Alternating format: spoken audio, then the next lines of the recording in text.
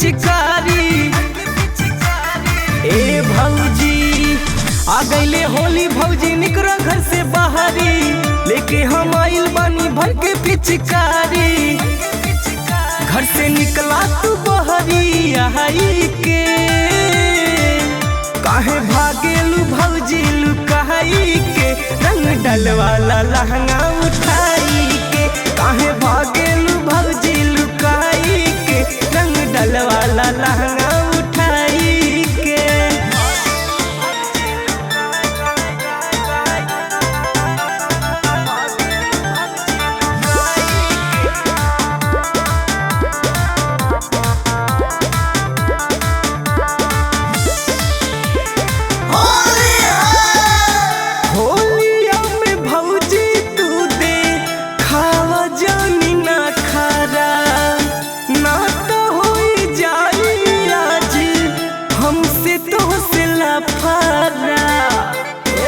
ध्यान से सुना, आए हाय होलिया में भौजी तू दे खावा जानी ना खारा, ना तो हो जाई आज हमसे तो सिला पारा। काहे बोले ऐसन चिल्लाई के,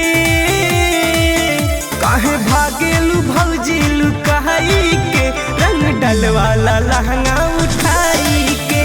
काहे भागेलू भौजी लुकाई के, रंग डलवाला लहंगा उठाई के।